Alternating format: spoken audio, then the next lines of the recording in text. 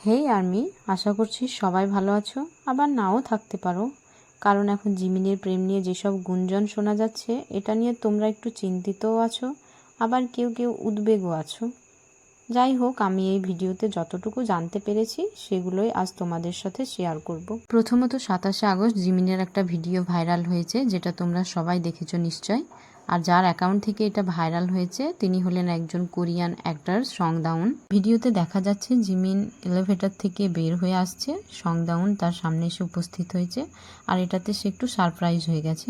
তারপর জিমিন তাকে জিজ্ঞাসা করছে, তুমি কি করে জানলে যে আমি এখন আসব?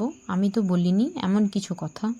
দ্বিতীয়ত, এই যে ভিডিওটা দেখতে পাচ্ছ ওটা 2025-এর কোনোভাবেই নয়, কারণ যে ফুটেজ দেখা যাচ্ছে ওটা জিমিনের মিলিটারিতে যাওয়ার আগের সময়ের কিংবা 4-5 বছর আগের হতে পারে।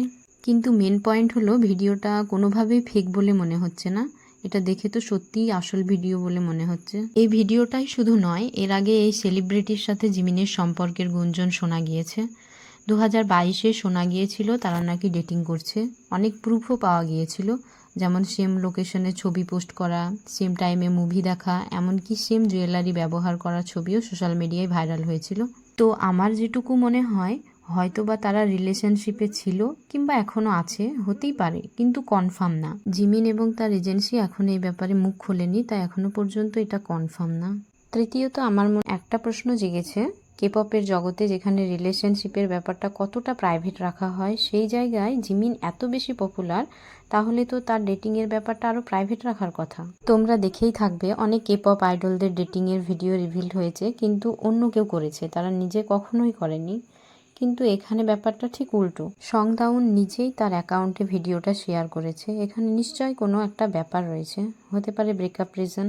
আপাতত সেভাবে কিছু বলাও যাচ্ছে না, এখন একমাত্র উপায় হলো জিমিনের স্টেটমেন্টের অপেক্ষা করে থাকা, তারপরে আসল সত্যিটা কি সেটা রিভিল হবে। তবে একটা কথা বলার আছে আর্মিদের উদ্দেশ্যে, জানি না এটা তোমরা খারাপভাবে নেবে কিনা।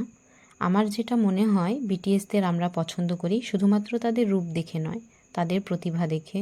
গান, নাচ এগুলোই আমাদের মুগ্ধ করেছে, তাই সবসময় আমাদের মাথায় রাখতে হবে তাদের প্রতিভাকে। তাই যে সত্যিকারের আর্মি হবে তার কোনোদিনও কোনো সমস্যা হবে না তার আইডল কার সঙ্গে প্রেম করছে বা কাকে বিয়ে করছে। যাকেই করুক না কেন সবসময় সেটাকে সমর্থন করতে হবে, কারণ একটা কথা মাথায় রাখবে, তারা মানুষ। এখনকার সময়ে একটা ছোট বাচ্চাদেরও গার্লফ্রেন্ড রয়েছে, সেই জায়গায় আমাদের বিটিএস মেম্বারদের কি থাকতে পারে না? তাদের না আছে জীবনে খ্যাতি, না নাম, না যশের অভাব শুধু রয়েছে একাকিত্বের। আর এই একাকিত্বকে কাটানোর জন্য কি তাদের জীবনসঙ্গীর প্রয়োজন নেই? কি বলো আর্মিরা? যদি জানতে পারো এই সম্পর্কটা সত্যি, তাহলে কি তোমরা তোমাদের আইডলকে সমর্থন করবে? কি তোমাদের মতামত অবশ্যই কমেন্টে জানিও, আর নতুন আপডেট পেতে চ্যানেলটা সাবস্ক্রাইব করে দিও।